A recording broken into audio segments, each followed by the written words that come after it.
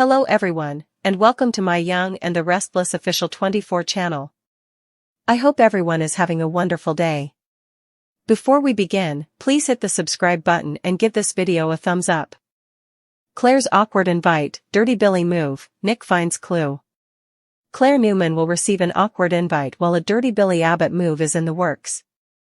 Nick Newman will also find a clue, so there'll be a lot happening on the CBS soap. In Los Angeles, Matt Clark aka Mitch Bacall will push Nick and Sharon Newman to follow his rules. Sharon and Nick will have to be careful about how they handle all this if they want to see Noah Newman alive. One way or another, Nick and Sharon will follow an intriguing trail. Since it looks like Noah and Sienna Bacall are being held in a storage unit somewhere, Sharon and Nick may make their way to the facility soon enough. Sharon will send up a prayer just before Nick uncovers a clue that could help nail down exactly where Noah is. Nick and Sharon will do everything in their power to locate Noah, who might ultimately hear them nearby and start shouting for help along with Sienna.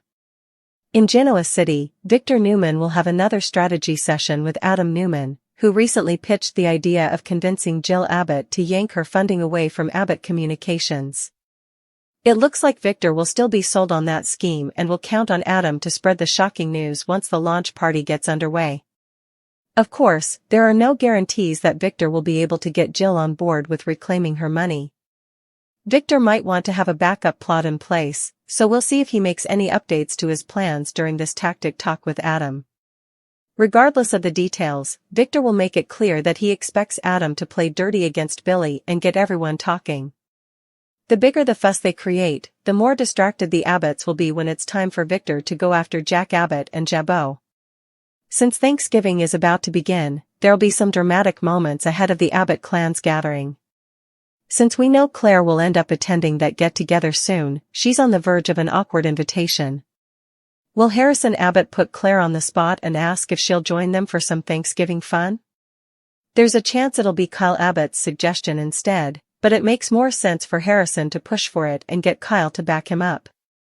Claire Newman could feel the room shift the minute she stepped through the Abbott front door, an uneasy swirl of warmth, tension, and a kind of hesitant curiosity that seemed to stick to her like static, and she knew, even before she saw the hesitant smile Harrison Abbott was trying so valiantly to muster, that she was about to be pulled straight into a moment she wasn't prepared for. A moment that would test every bit of her newfound stability and every inch of the fragile acceptance she'd started to build in Genoa City.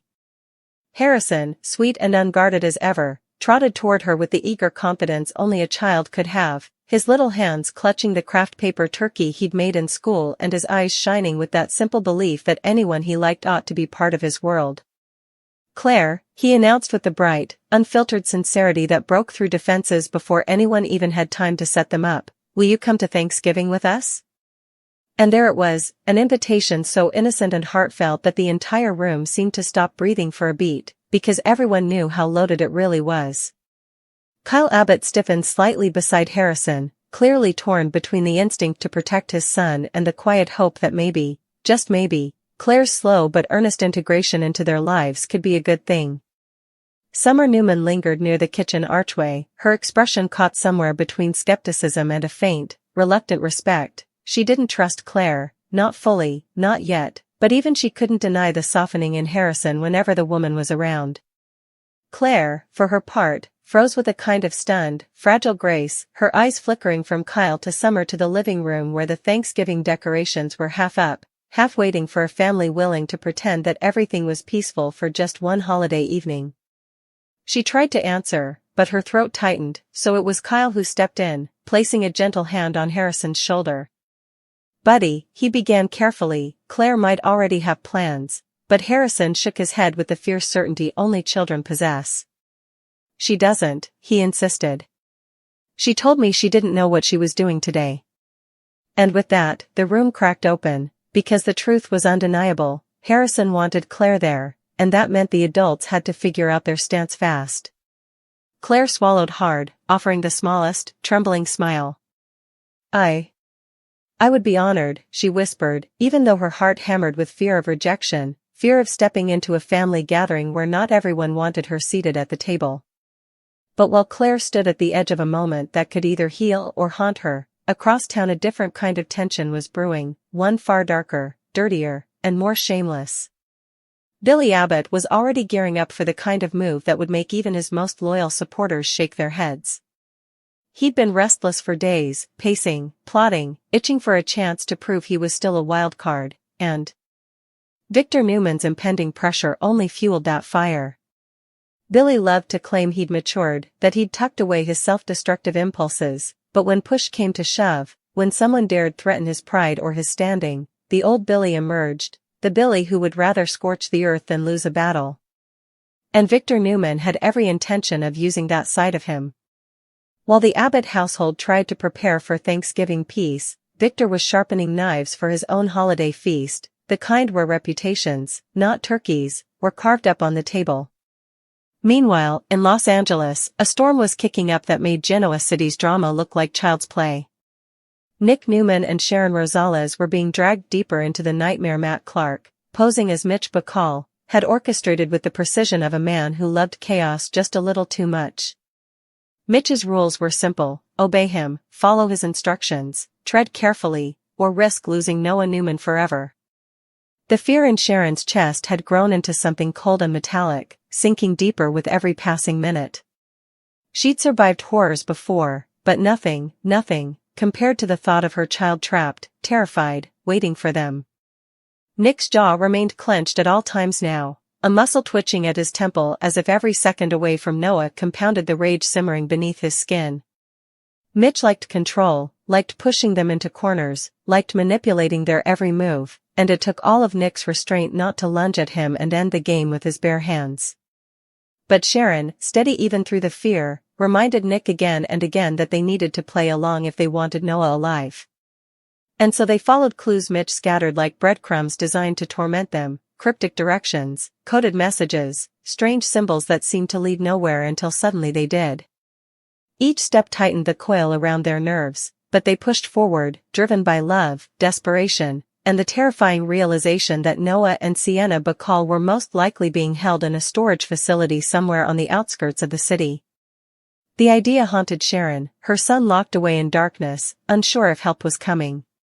She whispered a prayer, she'd whispered so many by now, but this one came out as a plea, thin and trembling: please let us find him.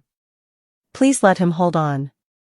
And then, in the dim, dusty corridor of a half-abandoned warehouse complex, Nick spotted it, a clue so small it could have been missed entirely, a faint scuff mark on a lower metal panel, almost like someone had kicked it from the inside. His heart lurched painfully. Sharon reached out, pressing a hand to the cold metal door. "Noah," she breathed. And from inside, faint, strained, thready, came a sound. A voice. "Mom?" Sharon's knees nearly buckled. Nick, he's in there." And suddenly the world narrowed to a single point: getting that door open, getting their son out, pulling him into the light and into their arms. Because where there was Noah, there was likely Sienna too, their muffled shouts echoing through the tight, suffocating space like a ripple of hope. Nick slammed his palm against the door, shouting Noah's name, while Sharon begged the universe for just one more miracle. Back in Genoa City, Victor Newman wasn't feeling sentimental, not even with Thanksgiving looming. He had strategy on his mind, and that meant calling Adam Newman into his office for yet another round of plotting. Adam had recently pitched a bold, ruthless plan, convinced Jill Abbott to pull her funding from Abbott Communications, kneecapping Billy, and blowing up the company just as they prepared to celebrate its major launch. Victor loved chaos when he wasn't the target, and the gleam in his eyes suggested he was very much on board with the idea, provided Adam carried it out flawlessly. Victor didn't just want Jill's money pulled, he wanted a storm, a spectacle, something explosive enough to leave the Abbotts scrambling. The bigger the fuss, the better, Victor warned, leaning back with the calmness of a man who'd built an empire atop other people's mistakes. Let them fight fires. It makes it easier for me to get what I want. And what he wanted, now and always, was Jack Abbott's head on a metaphorical platter. Jabot was next on Victor's list, and Thanksgiving wasn't going to slow him down one bit. But Victor knew better than to rely on just one plan. Even with Adam running interference, there were no guarantees Jill would take the bait, no guarantee she'd be willing to sabotage Billy, her own family, just because Victor wanted the Abbotts destabilized. So Victor began laying out backup strategies, contingency webs, alternative routes that would ensure he got his desired chaos one way or another. And Adam, ever the conflicted Newman, found himself once again walking the dangerously thin line between wanting to earn Victor's approval and wanting to forge his own path. But for now, Victor demanded loyalty, ruthlessness, and a willingness to get dirty. And Adam, at least outwardly, agreed. As the Abbott Thanksgiving preparations continued, Claire's unexpected invitation rippled through the household with more emotional complexity than anyone wanted to admit. Summer kept glancing at Claire as if trying to determine whether she was ready to let the past stay in the past long enough to make Thanksgiving civil. Kyle struggled with the instinct to say no, to protect Harrison and protect himself, but he couldn't deny the boy's attachment. And Claire, she stood in the doorway, unsure if she truly belonged, unsure whether their acceptance was genuine or temporary, unsure whether she was stepping into a room full of people who believed in her redemption or simply tolerated it. But Harrison didn't care about any of that. He tugged gently on Claire's hand, leading her toward the dining room as if she were already part of the family. "You have to sit next to me," he insisted, because children didn't understand second chances, they simply gave them freely. And so, amid the chaos in Los Angeles, the schemes at Newman Enterprises, and the tension thickening throughout Genoa City like a storm before the snow, Claire Newman found herself walking straight into the most unexpected battlefield of all, a family Thanksgiving where acceptance and suspicion collided in a fragile, uneasy dance. Victor and Billy might be preparing to go dirty, Nick and Sharon might be seconds away from breaking open a door that could change everything, but here in the Abbott home, Claire's trembling smile and Harrison's hopeful tug somehow felt like the emotional center of the day, the quiet heart beating beneath the louder, messier storms on the horizon. Because Thanksgiving hadn't even truly begun yet, and already the drama was simmering, swelling, threatening to spill over in every direction. And when it did? No one, neither the Newmans nor the Abbotts, would escape the fallout. And as the quiet heart of the Abbott Thanksgiving beat beneath the surface, the storm brewing behind every family smile grew darker, thicker, more volatile than anyone inside that house fully understood. Claire Newman could feel it, an unease threading its way through the laughter, a hesitation tucked neatly behind the polite smiles, a shadow that seemed to follow her from room to room as if testing her resolve. The Abbotts had welcomed her, or at least, they were trying to. But trying wasn't the same as embracing. Trying wasn't the same as trusting. And certainly not the same as forgiving. Claire kept her hands clasped in front of her, as if holding herself together physically might keep her emotions from spilling out where the wrong person could see them. She knew that one misstep, even the slightest tremor in her composure, could undo every inch of progress she'd scraped together since returning to Genoa City. It wasn't just a seat at a Thanksgiving table she was fighting for. It was a chance at a future. A chance at belonging. A chance at something like redemption. As she stepped into the beautifully decorated Abbott living room, autumn wreaths, gold-trimmed pumpkins, amber candles glowing like tiny beacons of hope, Claire caught sight of Ashley Abbott watching her from across the room, arms folded, expression unreadable. Ashley wasn't openly hostile, but her caution was palpable. Jack Abbott, on the other hand, offered Claire a warm if slightly reserved nod. Tracy Abbott smiled with genuine kindness, always the softest touch among them. And Diane Jenkins, though guarded, seemed determined not to let old shadows dictate the day's peace, if only for Harrison's sake. But it was Summer's gaze that lingered the longest, sharp and probing, as if she were constantly recalibrating her opinion of Claire with every passing minute. Harrison didn't notice any of the tension behind him as he held up his handmade turkey again, proudly introducing Claire to his project as if she were the guest of honor at an art exhibit. "I used real leaves from the yard," Harrison said with a bounce in his voice. Claire laughed softly, genuinely, feeling a warmth she hadn't expected creeping into her chest. "It's beautiful," she told him. "You're quite the artist, Harrison." The praise lit up his entire face, and for one fragile second, Claire felt, truly felt, what it meant to be welcomed by someone without hesitation, without judgment. It was a feeling she hadn't known in years. And yet, just as Claire started to exhale, as if maybe the night could turn out better than she feared, the front door swung open with a sudden burst of brisk November air, and in walked Billy Abbott, already radiating the kind of reckless energy that made half the family brace instinctively. Billy had a look in his eye, a restless glint that promised trouble long before he opened his mouth. He dusted off his coat, shook the autumn chill from his hair, and surveyed the room like a man already in the middle of a fight no one else had been warned about. Kyle straightened immediately. Summer's expression tightened. Even Jack, the ever-patient patriarch, seemed to sense a shift, an eddy of tension swirling around his younger brother like a warning flag. "Billy," Jack greeted slowly, eyebrow raised. "You're early." Billy forced a grin. "Well, you know me, big day, big holiday, figured I'd show up before all the good pie disappeared." But the edge in his tone betrayed him. Something was simmering beneath the charm. Something messy. Something familiar in that destructive Billy Abbott way. And that something had Victor Newman's fingerprints all over it. For days, Victor had been nudging Adam toward creating a public spectacle, an explosive bombshell to hit during the Abbott Communications launch. Victor wanted Jill Abbott blindsided. He wanted Billy humiliated. He wanted the Abbott scrambling, arguing, splintering apart, all while he slipped in to take what he wanted from Jabot. But Victor's schemes always rippled outward, and Billy, without even knowing the full extent of Victor's involvement, could feel the turbulence. Adam had dropped hints. Rumors were swirling. Jill had gone mysteriously quiet. And now Billy was walking into Thanksgiving fully prepared for a fight he wasn't even sure how to start yet, but absolutely certain he wanted to finish.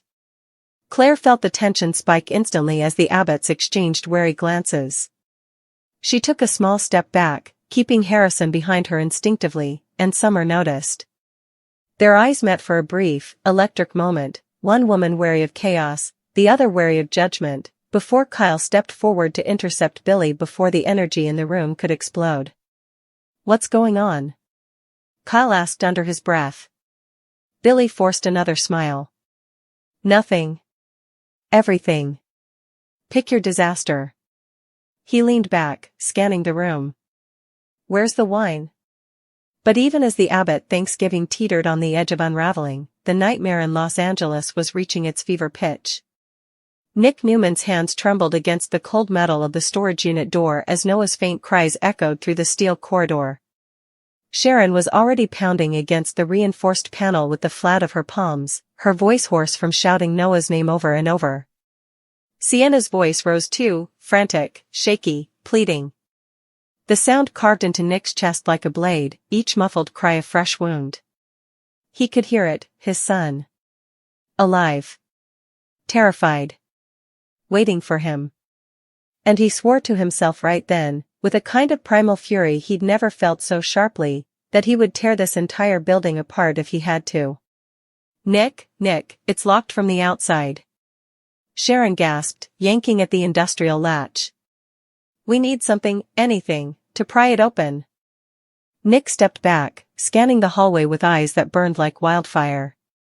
"There has to be a tool, a bar, damn it." His voice echoed violently down the empty corridor. His fist slammed into the metal door again, harder this time, leaving a reverberating clang that made Sharon flinch. Inside, Noah banged against the door from the opposite side. Dad, I'm here. We're here." His voice cracked. Sharon's breath broke into a sob. Every ounce of panic, guilt, and maternal terror she'd been holding back threatened to swallow her whole. But then, almost like divine timing, Nick's sharp gaze locked onto a discarded steel beam leaning against a stack of crates at the far end of the hallway. "There," he hissed, already sprinting toward it. Sharon turned, eyes wide and fierce with desperate hope. Nick seized the beam, its weight heavy, cold, awkward, but exactly what he needed. He dragged it back, wedging the end beneath the lock. "Stand back," he barked, and Sharon grabbed his arm, just once, just briefly, to steady both herself and him. "You've got this," she whispered. Nick nodded once, eyes blazing, and threw his full weight onto the makeshift lever. The metal groaned. Screamed. bent. Inside, Noah shouted again, louder now, desperate hope bleeding through each word. Dad. Mom. Please, hurry. Hold on, son. Nick roared. I'm right here. One more push. Another. Another. Then, crack. The lock snapped. The door flew open. And Noah stumbled into the light, into Sharon's trembling arms, into Nick's crushing embrace. Sienna followed right behind, sobbing with relief. Sharon clutched Noah's face, brushing back his hair, pressing her forehead to his. My baby, my boy, I've got you, she whispered over and over, as if the words alone could erase the terror he'd endured. Nick wrapped both Noah and Sharon in his arms, holding his family together with a fierceness that left no room for doubt. If Mitch Bacall wanted a war, Nick would give him a war he'd never forget. But even as relief surged through the Newmans, fear followed right behind it, because freeing Noah didn't mean Mitch was done. If anything, it meant Mitch would escalate. And Nick knew, with chilling certainty, that this nightmare wasn't over. Not even close. Back in Genoa City, as Jack attempted to steer Thanksgiving back toward harmony, Billy's restlessness only grew. He paced. He checked his phone. He muttered under his breath. It was Diane who approached him first, her voice cautious but steady. Billy, is everything all right? Billy laughed, sharp, humorless. Define all right. Tracy rose from the sofa, concern pressing into the lines around her eyes. Billy, it's Thanksgiving. Let's just have today. Please. But Billy shook his head, jaw tightening. Today's the calm before the storm, Tracy. Adam's moving pieces. Victor's pulling strings. Jill's being pressured into something she won't even talk to me about. And you all want me to sit here and pretend this family is safe? His voice cracked with the kind of fear Billy rarely admitted to. We're standing on a landmine. And I'm the one he wants to blow up. The room went silent. Then, unexpectedly, it was Claire who stepped forward. You're not the only one walking into a storm, she said gently, her voice small but steady. Sometimes, the only way through it is to sit down for one moment of peace. One moment where you don't let the chaos win. Billy blinked. The Abbott stared. Summer's mouth opened slightly in shock. And for a moment, a fleeting, fragile moment, Billy actually listened. The tension in his shoulders eased. Just a fraction. But enough. Jack stepped in quietly. Let's all sit down. Together. And somehow, miraculously, they did. Claire took her seat beside Harrison, who proudly showed her where the turkey centerpiece would sit. Summer watched Claire carefully, slowly letting some of her defenses soften. Kyle exhaled quietly, trying to believe this strange, unconventional gathering might actually